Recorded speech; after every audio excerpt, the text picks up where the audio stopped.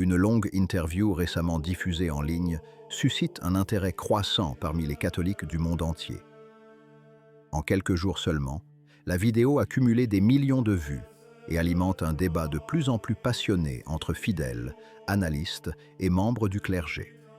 Il s'agit d'une longue conversation, de plus de 4 heures, entre l'animateur américain Shawn Ryan et l'exorciste catholique, le père Chad Ripperger. Une conversation que beaucoup qualifient de l'une des plus troublantes jamais diffusées sur des sujets spirituels.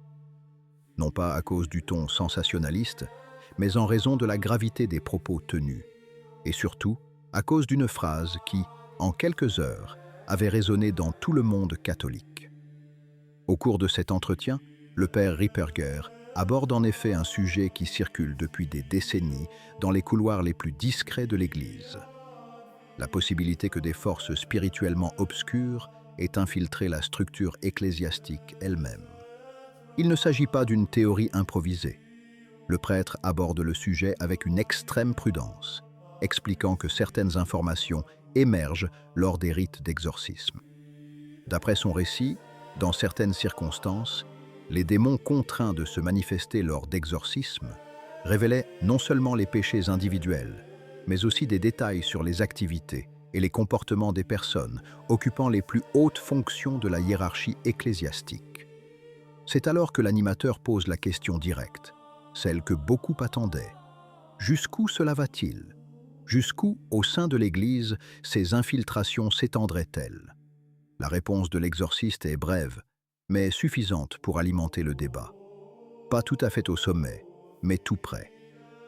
Une phrase qui ne cite aucun nom, qui ne désigne personne, mais qui laisse entendre un problème au plus haut niveau de la hiérarchie.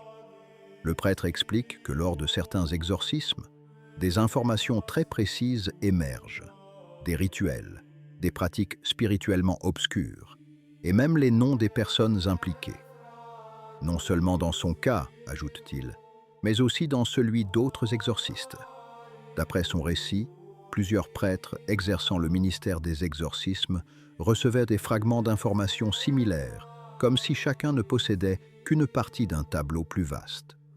Il insiste sur le fait qu'il ne s'agit pas d'accusations publiques, ni de preuves légales, mais d'éléments qui émergent lors de combats spirituels, lorsque les démons sont forcés de parler.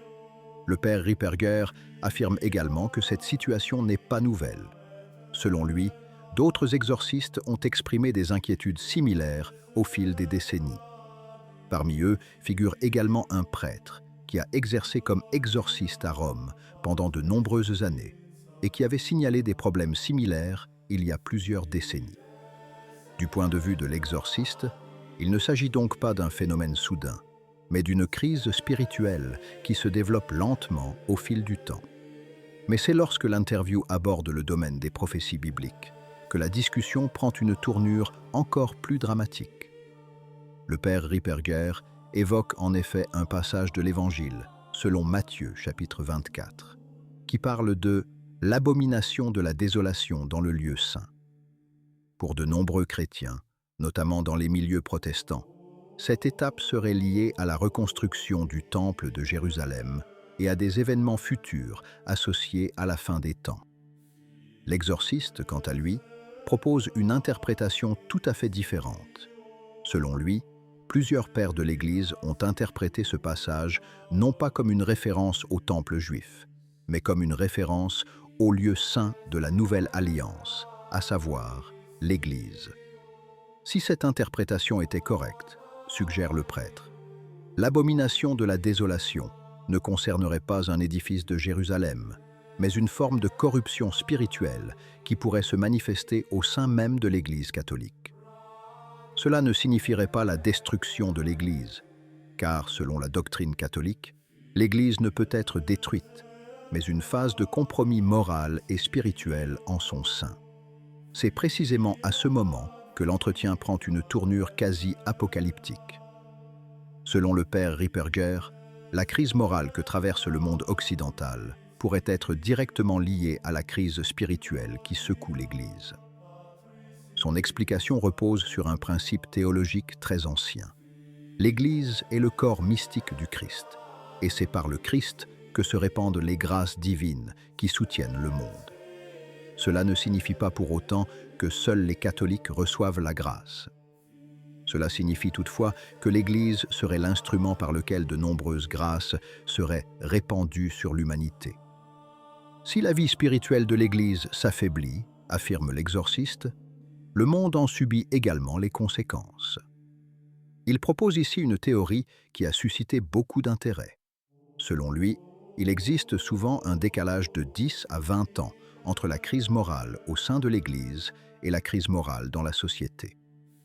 La discipline spirituelle au sein du clergé s'affaiblit d'abord, puis le désordre moral se répand dans le monde entier. L'interview évoque également un épisode historique très important. En 1960, un document envoyé par le Vatican aux supérieurs des congrégations religieuses les exhortait à suspendre l'ordination de 3 catégories de candidats. Les hommes ayant des tendances non hétérosexuelles, les hommes impliqués dans des comportements sexuels immoraux et les hommes refusant de vivre la chasteté sacerdotale. Le simple fait qu'un tel document ait été publié, observe l'exorciste, indiquerait que le problème était déjà perçu au sein de l'Église à cette époque.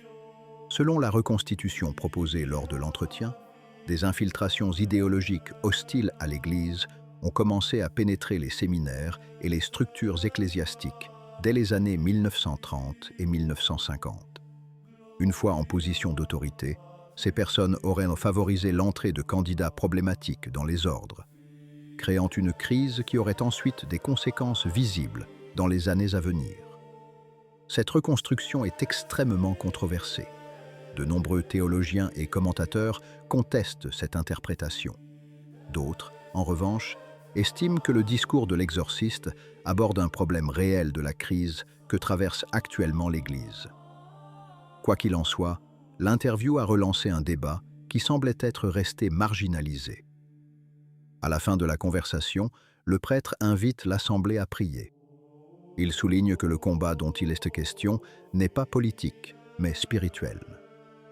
Et que chaque époque de l'Église a traversé des moments de crise profonde.